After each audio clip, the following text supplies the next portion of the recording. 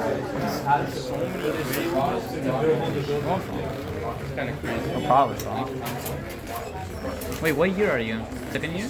I'm in 2024. Oh, so you just finished the book before during summer? Huh? You just finished the book before the summer? Yeah, I think so. Oh, I just started it like 3 months ago. Dude. That's how works that book. Yeah. There. I like how she talked about physics professor. Yeah. It's the same one.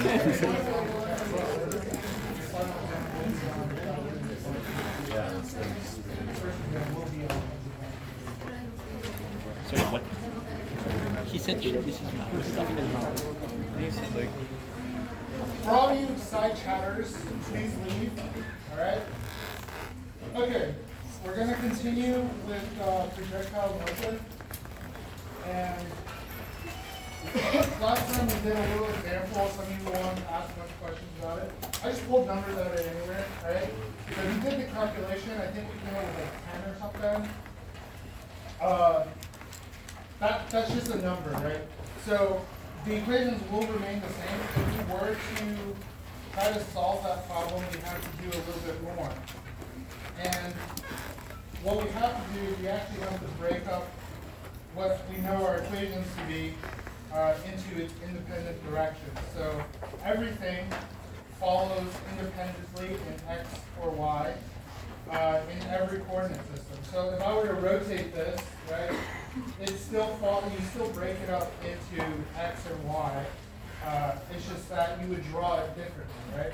So this is why you come to the conclusion that everything follows at the same rate, right? So all of you seem to have known that answer, and it's because everything follows the same equations in their separate directions. And the only thing that really changes is if you were to add another force or something else in the equation, then it would affect whatever direction it's acting on independently. If you had a separate force, so chapter 4 we're going to talk about forces, right? So like if you had another force acting on it, F, you could break this up into right triangles as well. You can break it up, in fact, into either the coordinate system here, which is x hat, y hat, or you could choose a separate coordinate system that is rotated if you wanted to describe it, and you would have coordinate systems that transform between the two. Why is this important? Is because when you come up with something mathematical to describe a certain phenomena, and it shouldn't depend on where you are looking at the phenomena, you should be able to write the mathematics down such that you are displaced some distance from the phenomena, and the equations do not change. That's why. Okay. But that's not important for you guys. That's more for physicists, for you physics majors. You need to know how to describe your system mathematically in many different ways. And then they all need to mathematically be consistent. So right now we're going to derive some relationships just using projectile motion. But keep in mind these relationships will be easier to get if you were to do things like conservation of energy, conservation of momentum. There's a bunch of other ways in which you can describe something and just say this is equal before and after, and then you have your answer, right? Whereas here we have to actually solve it. Okay, so let's just draw the whole trajectory and look at points along the trajectory. So here I have a parabola, right? Let's call this y, let's call this x. So if it moves off at some velocity v naught, what is, and this angle is theta, what is our v naught x?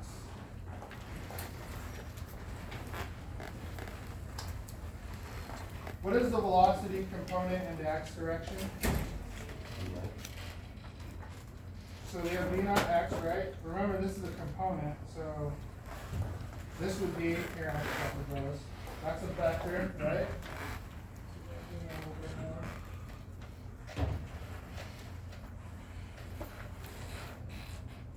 Right? That's a vector. And we want to find this component, right? So that's the Vx component.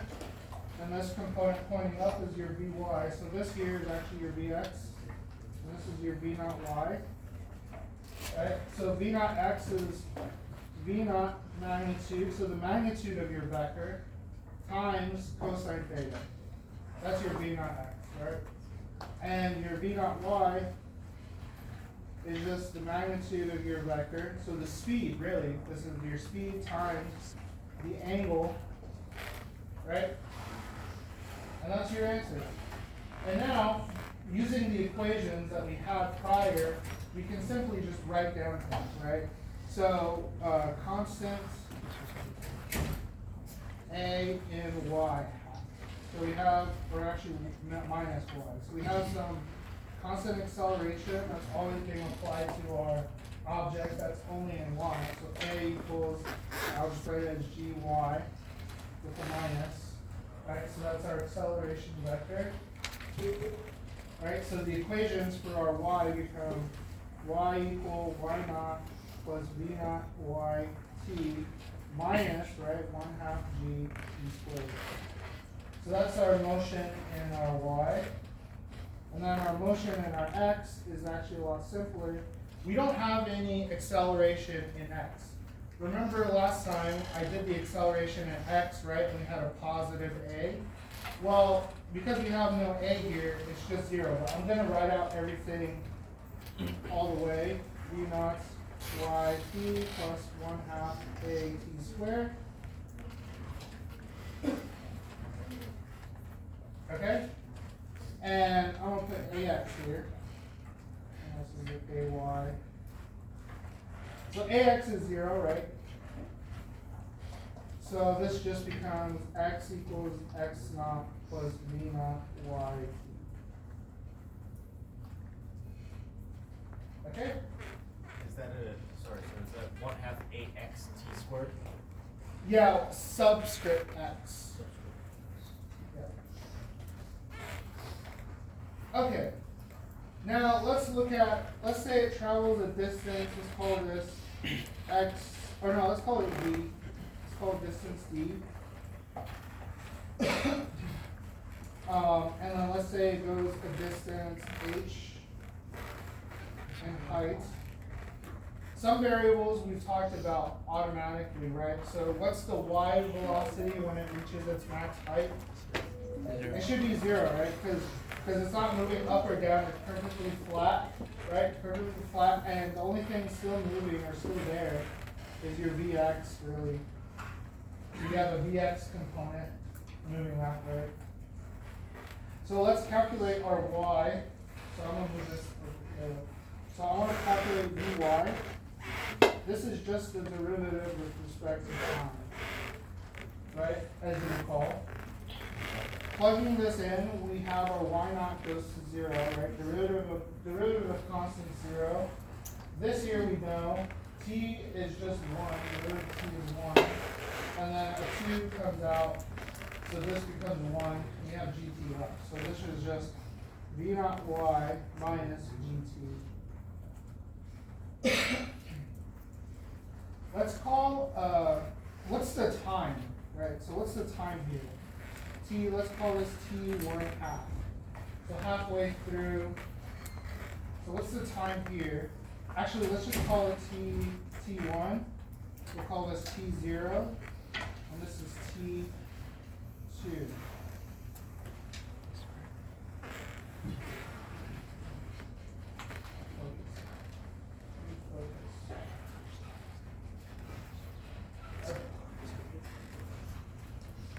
So what is T1 in terms of T2 here?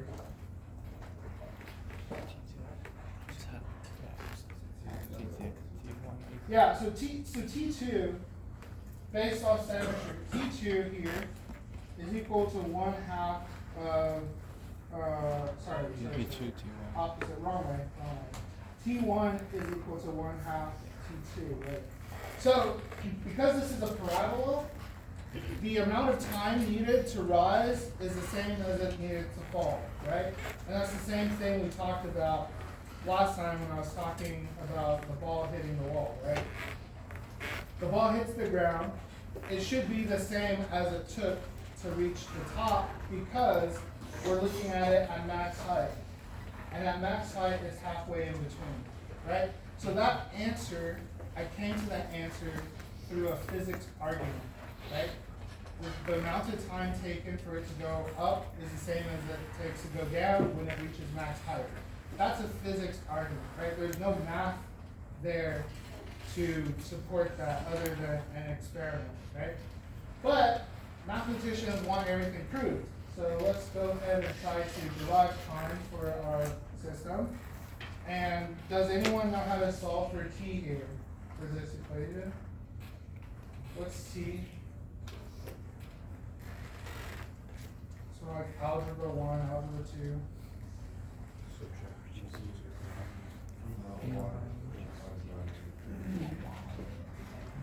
There's a name for it. It's named after the quadratic formula. What is it called? It's like the quadratic solution, quadratic polynomial, right? So it's y equals b plus or minus square root, right? B squared minus 4ac divided by 2, right? Is it minus b, I think? Yeah. Minus b, right? And b's here, b's would be your y naught, b y naught, right? And then your a here,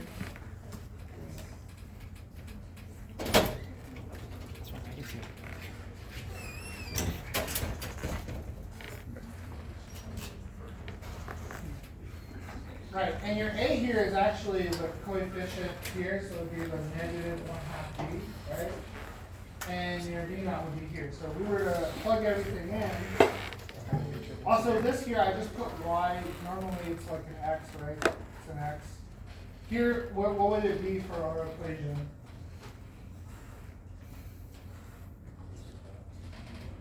It would be t. T equals minus, right? B is b naught y, plus or minus b, which is b naught y squared, minus 4a, which is minus g over 2, times c, which is y naught, divided by 2a, which is minus 1/2. Right? If we define our initial position, right, up here as 0, 0, right? So our x naught equals 0, and then our y naught equals 0, right? This bottom equation becomes, this whole term goes to 0 here, so this goes to 0, right? And then you're left with equals v naught plus or minus v naught y, all divided by minus g.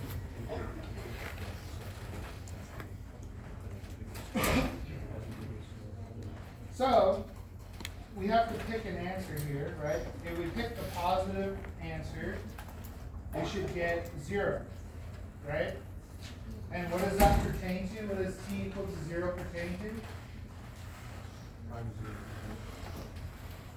It pertains to this x-intercept, right? So this line here is your x-intercept, and t equal to 0 pertains to this solution, where you intercept at your initial position. So t equals 0 is your initial position, initial time you started.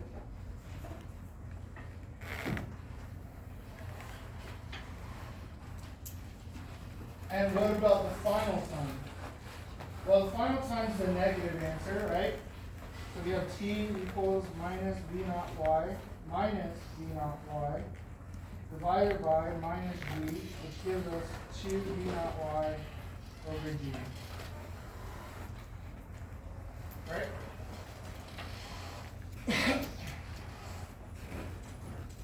Okay. So it tells us that our time is just 2 times our initial y velocity, right, divided by g. And that's the time it takes to intercept the y-axis at 0, right? Now what about when it reaches max height then? It should be half that, right? As we stated.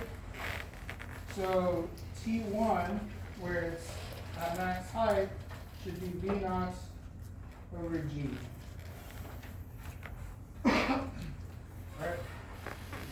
And that's the exact answer we get if we look here at Vy equals V naught y minus g t, right?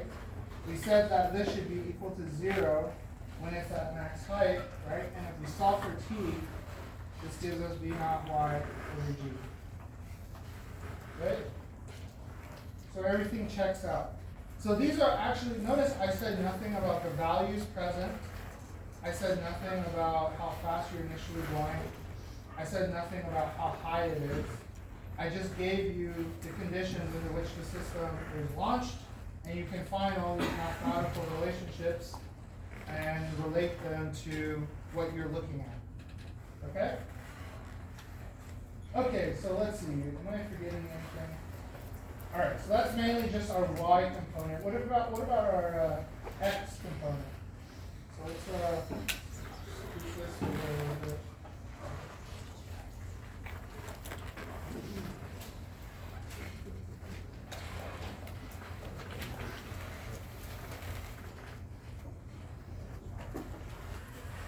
So our x component is pretty simple, right? It's just x equals x naught plus vy naught x times c. Oh, sorry, this should be x here. Remember, everything's independent. Those are x's, right? So see that x, this should be v naught x, v naught y, x, x. Now we said that it reaches a distance d, right, at that time. So it reached the distance d at this time. Its initial position will say 0, right? Plus v naught x times t, which we found earlier as v naught y over g times 2. Right? Plugging this in, we get that d is equal to 2 times v naught x, v naught y divided by g. Okay? Notice I've only kept things in v naught x and v naught y, right?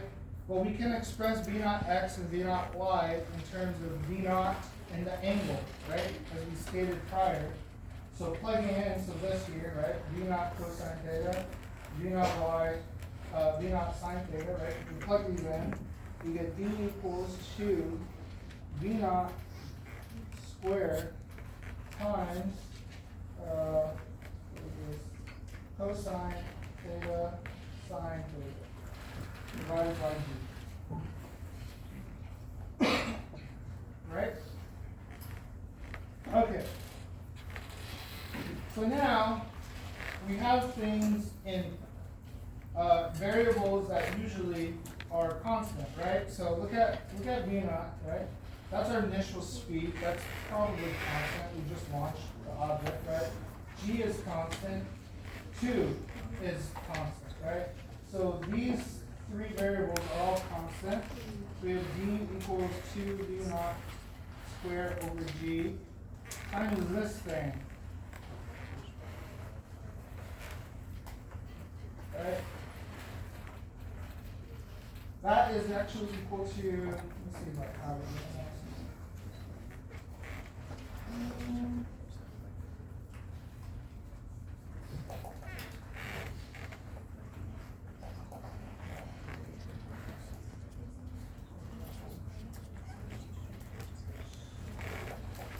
Yeah.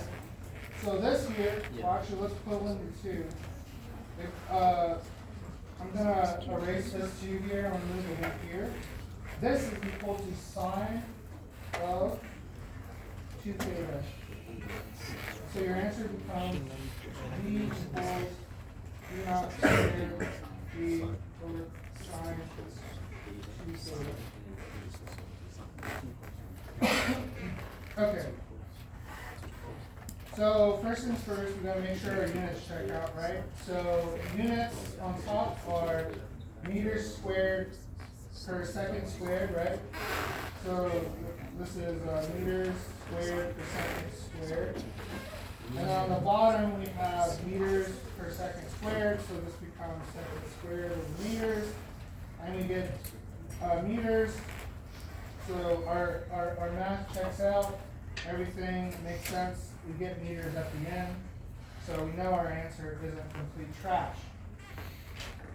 Why did I do this? Well, I did it because I wanted to point out that this is our only variable here, and it determines distance, right? So this function, what's the maximum value of sine? 1, right? And then when is sine equal to 1? Pi, well, yeah, pi over 2, right? Or what about if there's a 2 here though? Then when is it equal to 1? Pi over 4, exactly. What pi over 4, what angle does that pertain to? 45 degrees. Yes. So we said nothing. We said nothing about our problem, what it is, or anything. So we derived one fundamental concept, and that is if you want to achieve maximum distance under constant acceleration, assuming there's no friction, you always launch at a 45-degree angle. Always. So this is why missiles are always angled at a 45-degree angle. Right? So you ever watch those missile launches? Okay. All these concepts are very, very, very important for your problems coming forward. I hope all of you wrote down these relationships. Okay, so let's find what else do we have. Okay, let's look for H in terms of our solutions, right? So we said that it's equal to H equals V naught Y T minus 1/2 GT squared. But this time has to be at time T1, right? When we're at the middle height, right? So now we can plug in everything. We have H equals V naught Y over G minus 1/2 G V naught Y squared over G squared. Right? And so this becomes E equals V naught squared sine theta squared over G minus 1/2 V naught squared sine theta squared over G.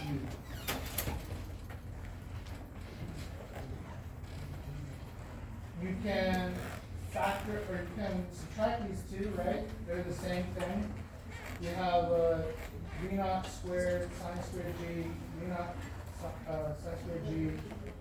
This is just a half, right? So this just becomes H equals 1/2 V naught squared sine squared theta over G. And if this is launched at a 45-degree angle, right? This just is 1, right? And so this equals H V naught squared over 2G. And so your max height is just this variable. And your initial speed needs to be square root 2GH. This here will show up a lot in many other instances. It's basically the fundamental speed that you would get for short distances and a constant accelerative field.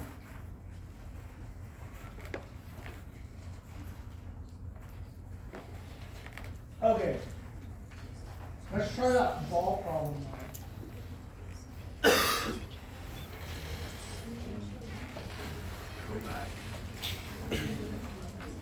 Is it the square root of 2GH? Yeah. 2GH. 2GH.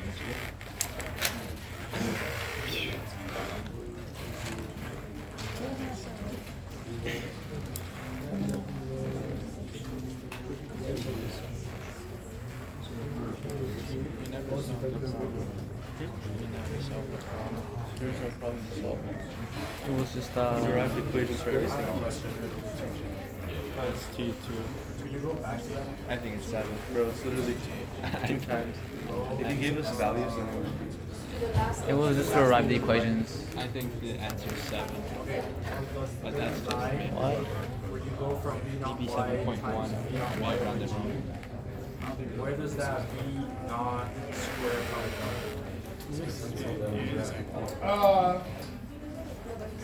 So where does this come from?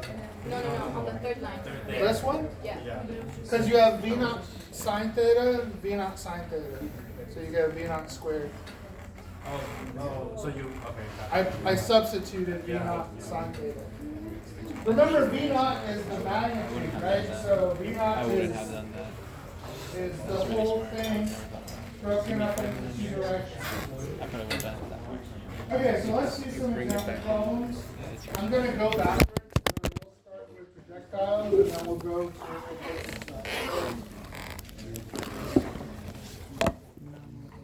You didn't miss anything. Okay, so I drew the whole thing because you gotta kind of imagine the thing on its whole trajectory. So we launch your ball, it flies through the max height, right? And it hits, right? It hits the wall here.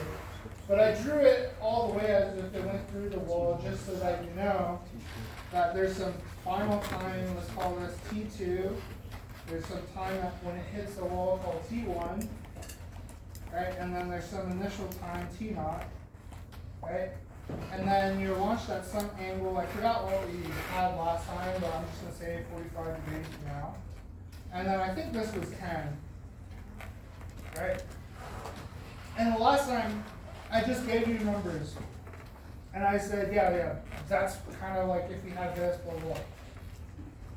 What if I asked you, what is the initial speed that I need for this to happen, right? So now we can actually kind of solve it because we're looking for something that we know where the time things occurred. If we didn't know the time where things occurred or what would happen at these points along this trajectory, we wouldn't be able to solve it. So let's just write down the equations we know, right? So we have y equals y naught plus v naught yt minus 1/2 gt squared. And then we have x equals x naught plus v naught xt plus 1/2 ax t squared. Ax is 0, right? So this is 0. And you're left with this x equals x naught plus v naught xt. I'm going to suppose that our initial position x naught, y naught is equal to 0, 0, right? So if it's equal to 0, 0, then our equation becomes even simpler. It becomes y equals v naught. Oh, let's convert these, right? So we have some v naught magnitude, right, of this here, right? So this becomes v naught sine theta, and then this angle becomes v naught cosine theta, right? And let's plug those in. So we have v naught sine theta t minus 1/2 gt squared, and we have x equals v naught cosine theta t. And those are your equations for its trajectory. So I actually haven't stated this yet. But we'll get to it. Well, let's just solve this problem. It's 10 meters away, right? And the question is, what initial velocity do I need such that it hits the wall at its max height, right? Well, we know at max height, v naught y is equal to 0, right? And so v naught sine theta minus gt is equal to this, right? And we also have that this is equal to t, this gives us the time, t1, equal to v naught sine theta over g, right? Now, let's plug it in for the height. So we have h equals v naught sine theta times v naught sine theta over g minus 1/2 g times v naught cosine theta over g squared, right? And we just basically get what we had derived earlier, except for one small difference, which is, actually no, there's no small difference. Yeah, we just get what we derived earlier. V naught sine squared theta all over 2g, right? Now, we want to solve for its max height, which is, or its initial speed, sorry, which is square root 2gh over sine squared theta, and that's our answer. Well, we still need to know one quantity though. So we know everything, we know, let's see, hold on. We know 2, we know g, we know the angle because the angle was given, right? So we need to know h. H is the only thing that we need to find. But remember we said it was at max height, right? So let's see.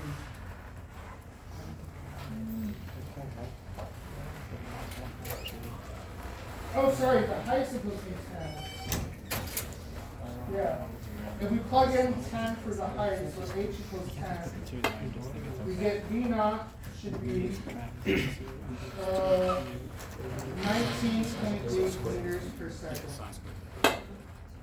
So that's the initial speed. Someone said 25 meters per second, right, for a baseball throw?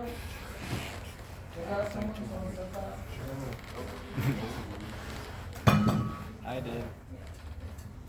Notice though that this answer didn't depend on how far we are away from the object, right? So we should always account for that. Do we reach our object? If we were to throw it at this, do we reach our object in time? Does it travel 10 meters in the amount of time that it got? So let's see. So we have 10 meters is equal to v naught cosine theta times t1. Does this give us 10? Because we'll plug it in. So we know t1, right? We use this expression here. This is t1. And now we want to see if it traveled this distance in this amount of time, right? So you plug this in. This should be equal to square root 2 over 2. And then this should be equal to this, right? Did anyone plug it in? Did we get 10 or greater? Well, let's just do it roughly. So this is a roughly 20, right?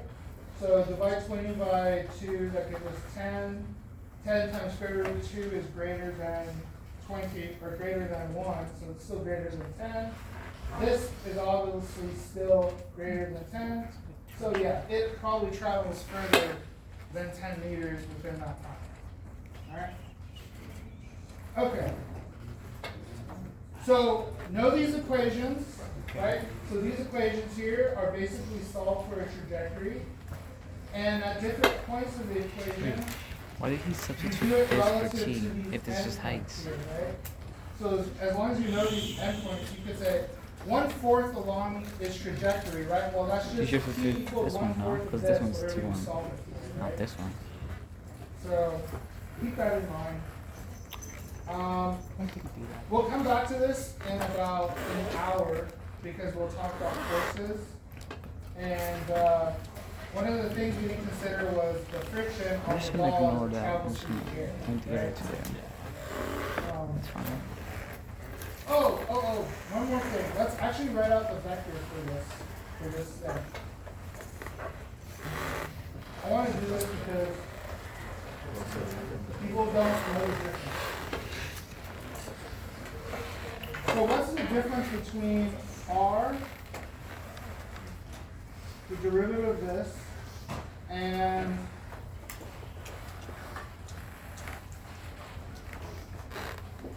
what are the differences between those two?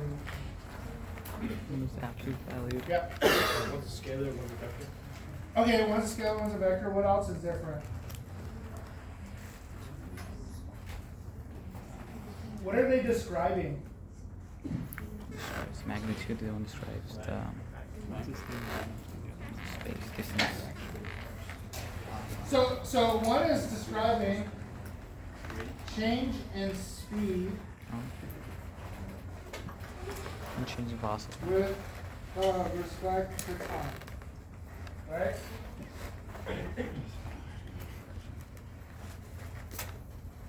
And then this one's change in velocity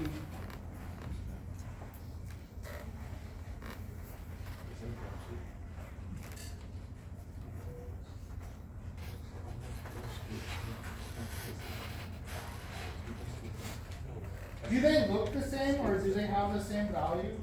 No. Not generally. It's soldering now.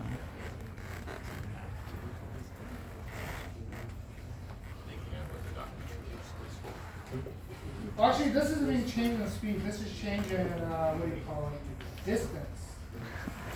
Right? It is a speed. It's a speed because it's a scalar, right? But it's talking about this distance, right? The distance of r. So let's draw let me draw this out. So we have our trajectory here. And we were to write down r. What is r equal to? It's equal to v naught xt, right? Times the x direction, or I hat, here I'm going to use I. I hope everyone gets used to me using different unit vectors because it's going to get it's going to get worse. Right? So I'm going to call this j, right? Plus, and then this would be v naught yt minus 1/2 v t squared j. So that's your position vector, right? And in fact, your position vector points like this. It points to this point at some time. Let's call this t1 here, right? So at t1, it points here. So if you were to look at this vector, it would have some value r at t1. So you plug in t1, and it would be pointing here. At some later time, it's pointing here. Let's call this t2, right? So you plug in t2 into here, and that will give you some new vector r at t2, right? And if we were to take the magnitude, this is just the components squared, right?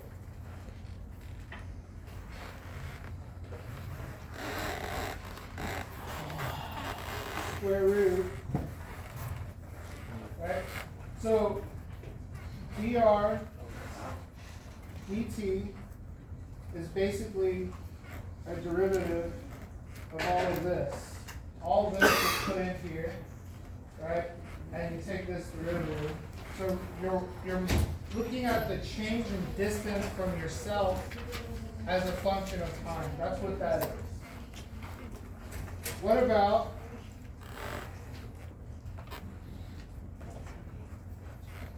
if we do this, right, this is different. This is dt2 of v naught xt I hat plus v by dt v naught yt minus 1/2 gt squared, right? J hat.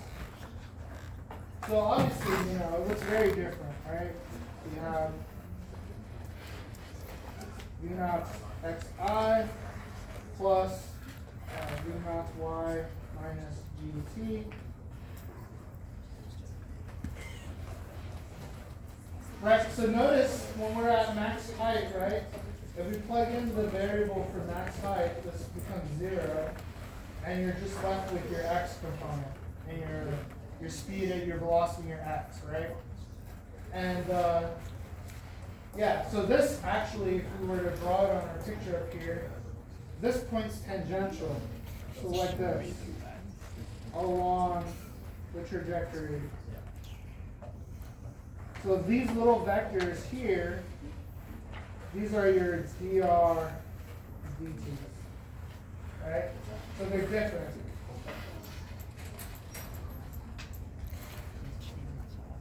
Okay? I hope everyone understands that and tries to think about that a little bit more. Because I'll put a question on it for the exam. Alright. Let's do some problems. So we did the ball problem. Let's do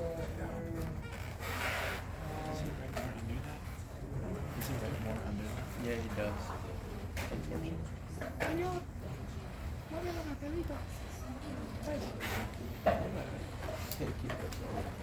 let's do some basic reminders of math.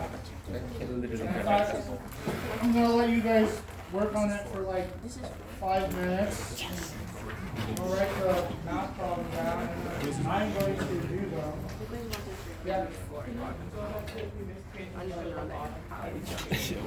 My hero. My hero. Oh, the last page.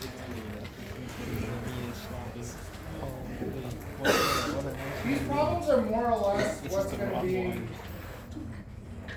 on the quiz. What? Oh, you just ignored the question. Okay. What is the cross product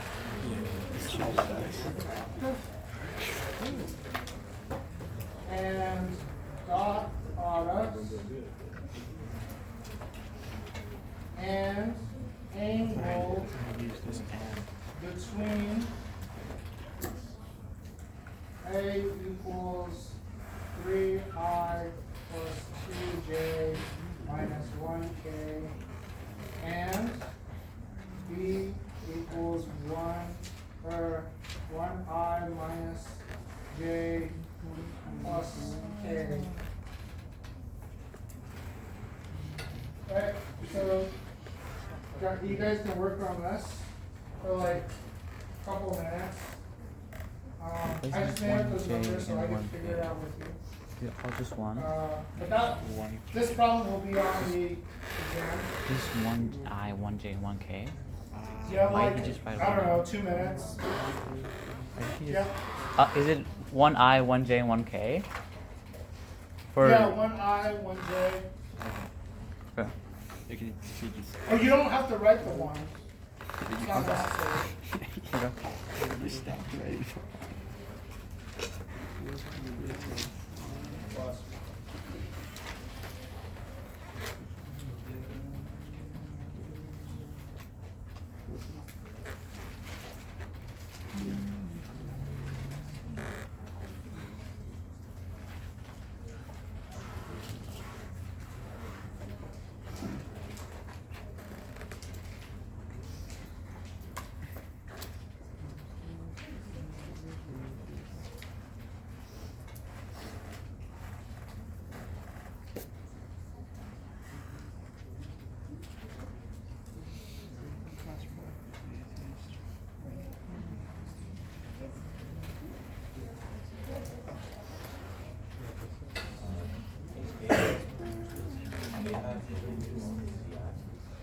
Yeah.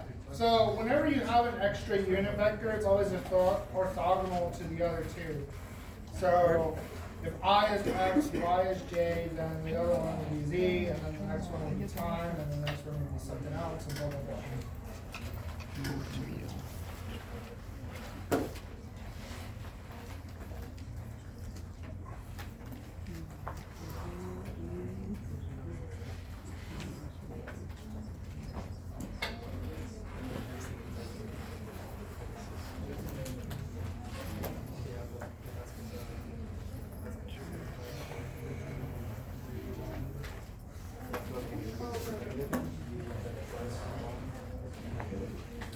Wait, it's this minus this.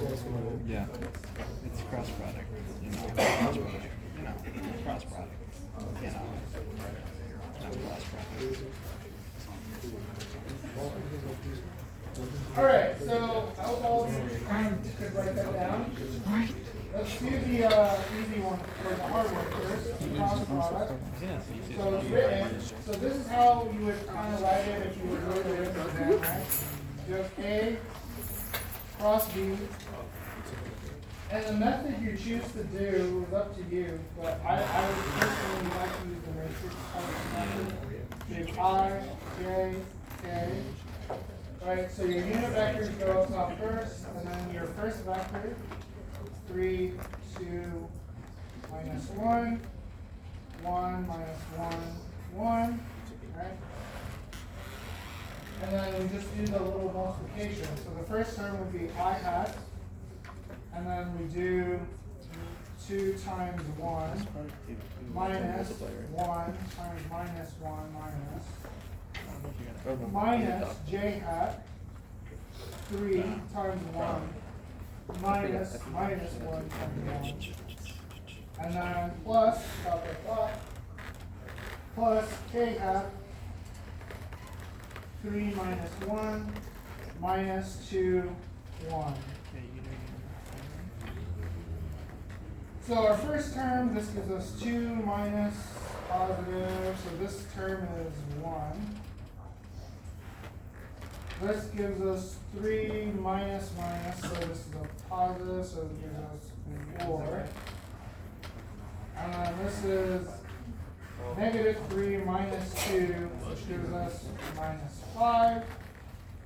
And then if you want, you could say that AX cross B is equal to some new vector C, which is equal to I, right?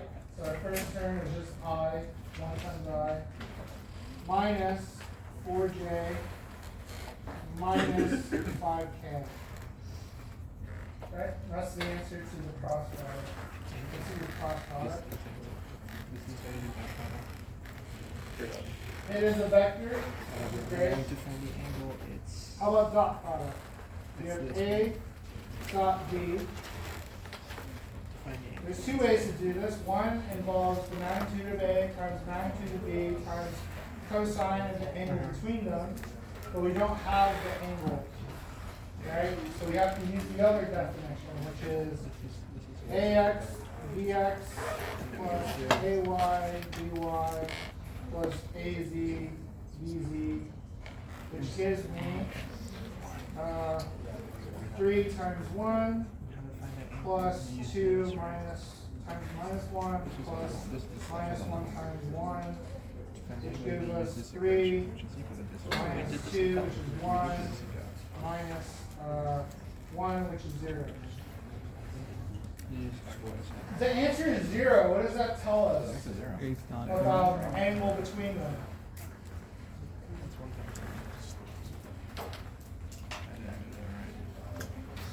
If I move an A, and how many B's are in A if it's 0?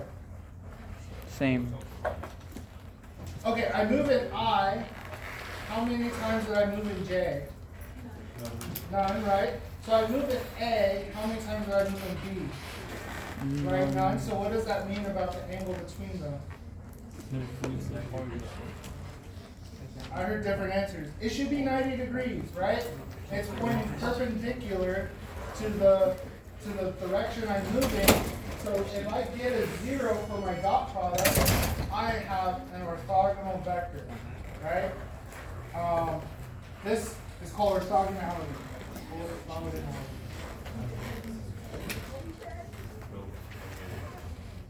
It means 90-degree angle between vectors.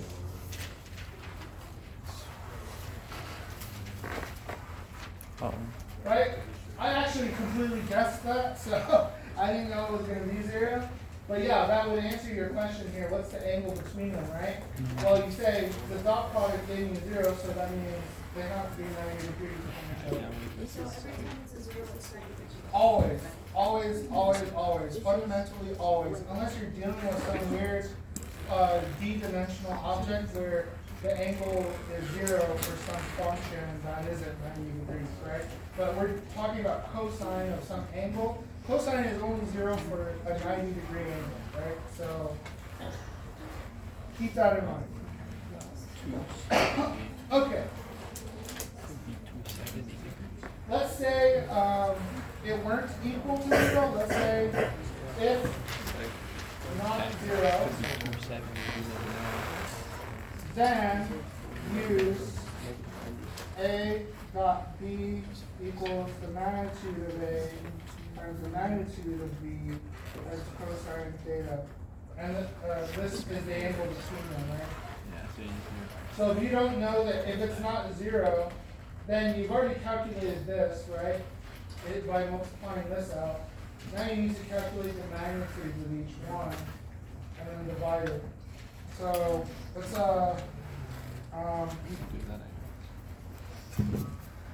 yeah, so cosine theta is equal to A dot B all over the magnitudes. Right, but because A dot B is 0, this just gives us 0. And so when we solve this, theta has to be pi over 2. Right? Okay. And all right. Okay. So let's go on to do a little bit of volume problem. So if you remember from cross product,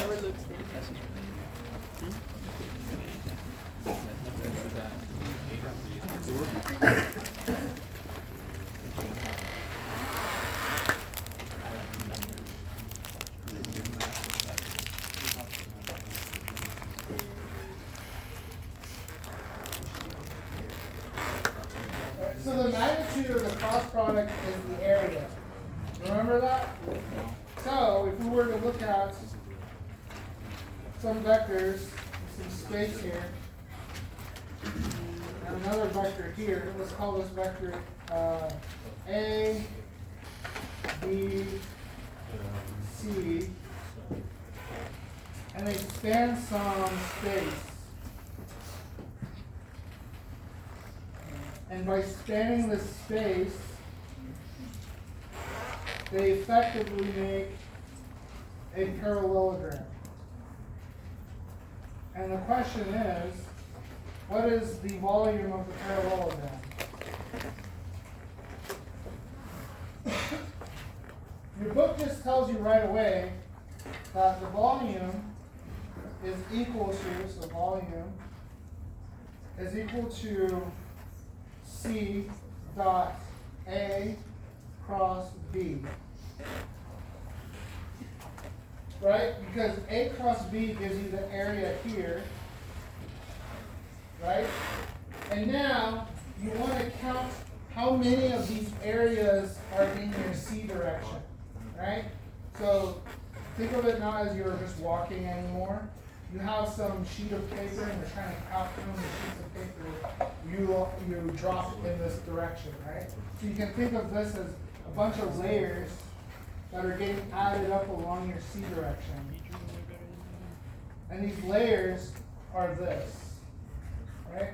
So I move in C, how many areas do I have as I move in C, right? So I move along this direction, how many layers do I get? And that's basically what that is.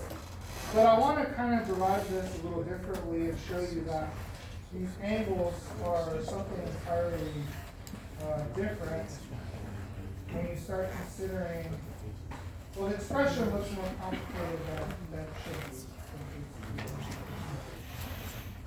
So,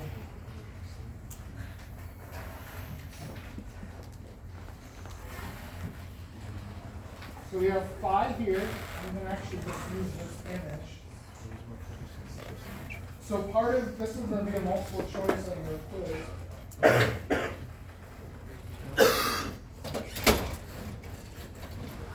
So using the picture above, write the vectors for A, B, and C. Use A, B, C as the lengths of theta, B, and phi as the angles shown above. So you're supposed to write down the vectors of each one, right? So I'm just going to walk through this, point it out.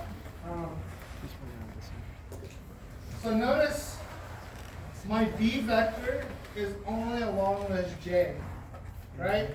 So if I wanted to write it down, it's just its length along J. That's all it is, right?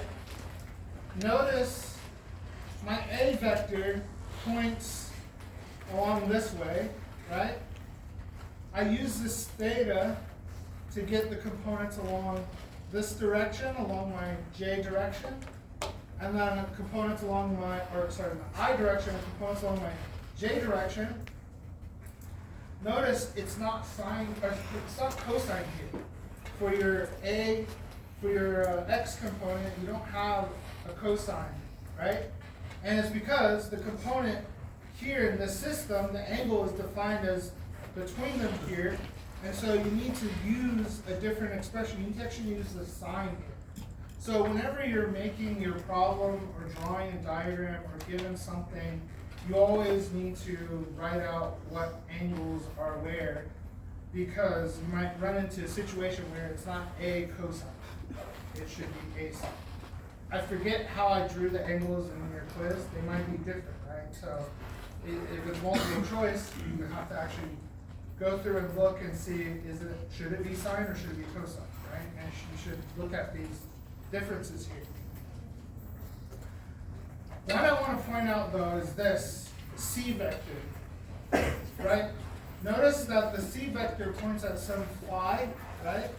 And so I actually need to get the component of C that points along here. I drew this diagonal here to show you that that's the shadow of C. It points along this this angle here, and it has a beta angle, right? What you will find though is that you only need to take this component, right? And then you can break it up into pieces along your vectors. Okay. Oh, and because this angle is like between them here, this should be beta here, right? Because this angle is beta. So this should be beta. But notice you keep the same sine phi, right? So this here is like your little length sticking in the plane, right? Okay? Get used to doing this for arbitrary systems. We're going to move on to, I didn't go too into depth with other coordinate systems, but we're going to be using other coordinate systems soon, especially polar coordinate systems. So, okay. As for all of you to look at, and realize that it's not that hard. You just try to draw the angles. This is another thing too for the written portion on your exam. Our exam's next week, by the way, right? It's on the 11th, I think. 11th was 2 days ago. It's next week, right? Is next Wednesday? Yeah. So our exam's next Wednesday. And make sure that when you do the problems in the exam, especially your written portion, that you write down and draw what your angles are, because you might have the same notation, but where the angle is orientated might be different. So it may look the same as my answers in my answer sheet, but unless you write out the steps that you go to get to your answer, I don't know if that answer should be a sine or a cosine, right? Until you draw it on your diagram, right? So if I drew my angle over here instead of here, this would be flipped. This would be cosine and this would be sine, right? So how you draw it depends. And what's even more interesting is draw everything differently, do the same problem, then see it if you can get the same answer as the other system that was drawn completely differently, right? So that's one way of checking. That's how they teach us. So if you have ever gone to physics grad school, they basically tell you to check your answer. And how you check your answer is you formulate a completely different way of solving the problem and you double check it with that way. Right? Okay.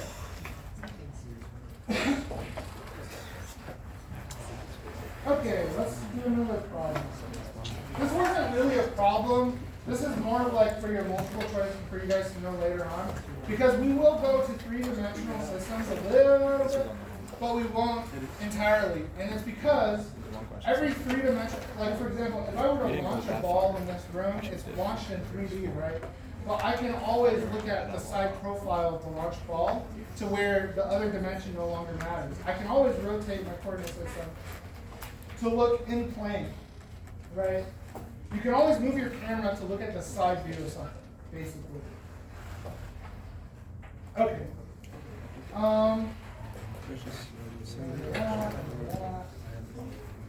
What time is it? Okay, your quiz becomes available in 30 minutes. So let's see if we can get another one.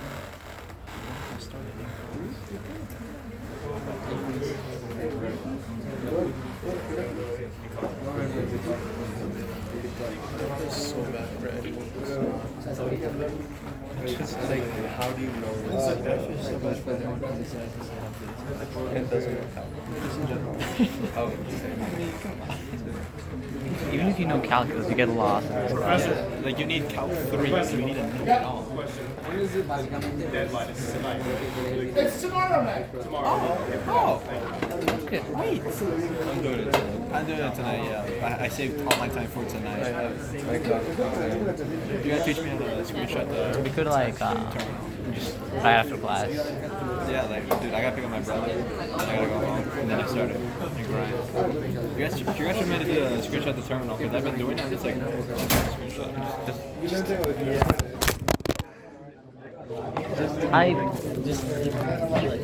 He just screenshots for your computer, and then just upload the picture. At the end of class, I'll take out my laptop and show you what I've done, and you're gonna be like, this shit is dog shit. You do that. You get my proof shit.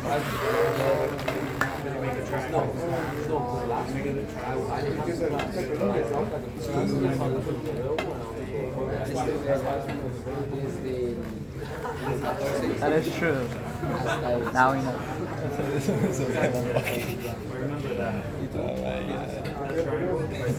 So, you have a floats at time t1 from this position to some new position, right? What is the average velocity? Does anyone remember? Get the initial final minus initial divided by total. Final minus So the average velocity oh god. is Please tell me it's final minus initial. v2 minus z1 times the change of time between them, right? Oh, change like that. So if we were to plug in our values here, we should get something that looks like minus 730 I minus 3 over 30 J kilometers per minute. Right?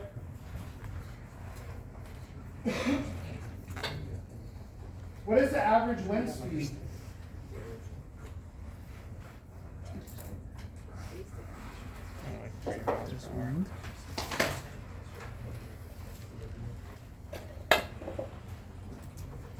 How would I calculate average wind speed? That's a great question. Well, the balloon floats, right? There's nothing acting on it except for it's floating, right? So its speed should be equal to the wind speed, right? So we have to calculate speed.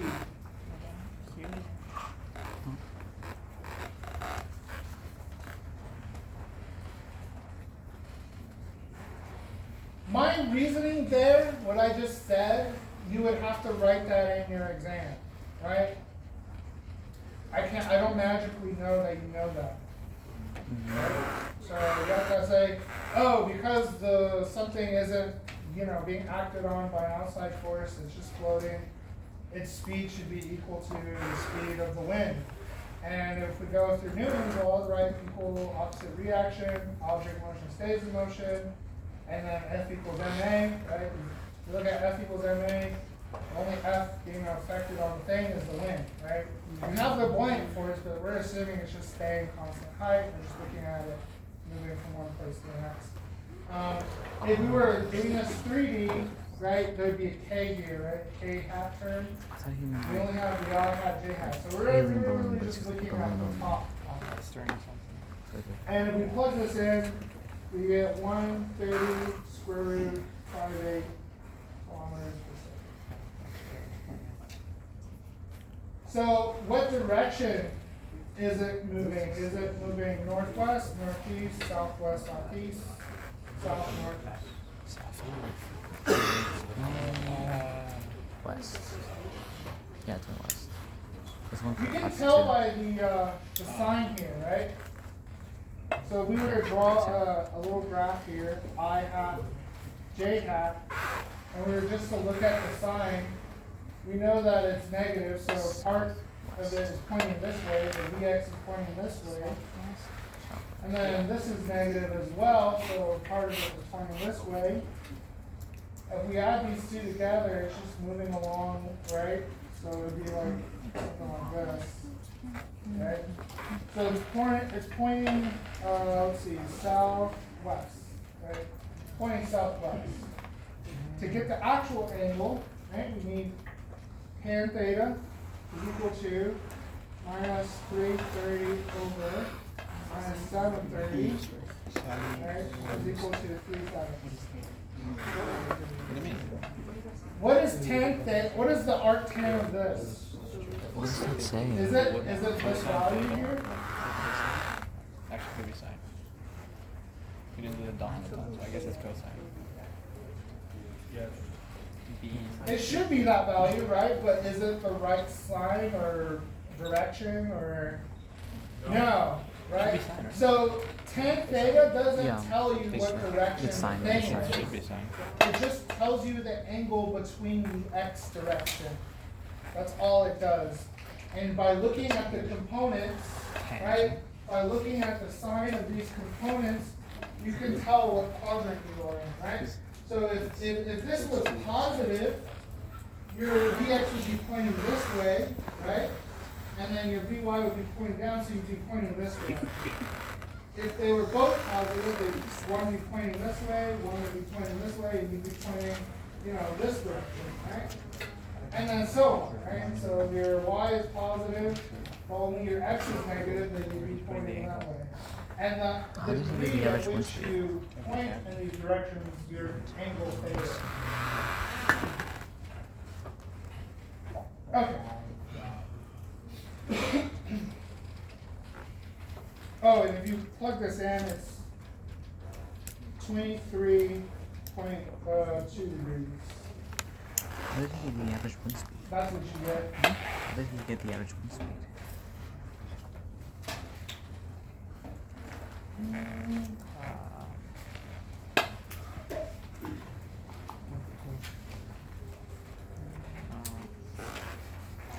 Oh, it's the magnitude. Yeah, that's it. Okay, well, What if that's like Is this squared? the magnitude of the average? any Or questions? what's this the square root of the Like the value, maybe the value of 7 over 30 I and Oh, 30 so over 30 that J. comes from square root Yeah. minus 7 over 30 squared plus There you minus go. 3 over 30 squared. Thank you. Well, you're a genius, actually. Right, How do you even so I do just this? plugged it into the full back. Einstein. I skipped some stuff. Well, I mean, you got the answer. You can just find out the center. So I factored out the 30. It is tangent. 1 over It's 30 tangent. factored Yeah. out. Why is it tangent? The square root of the square root is 1 over 30. blind. And then you add those two in, 49 plus 9 is 48. Ah, that's And that's your answer. Okay, so you guys have a quiz in about 20 minutes. Thanks. Good luck. 70 problems. I was going to go over chapter 4, but 4, 5, 6 class. That's not a quiz. Huh? It says 70 or 17? 17. The homework is like 50 problems. Okay.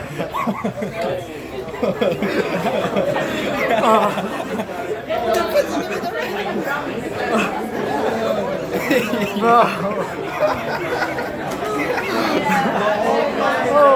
okay. I can breathe now. Okay.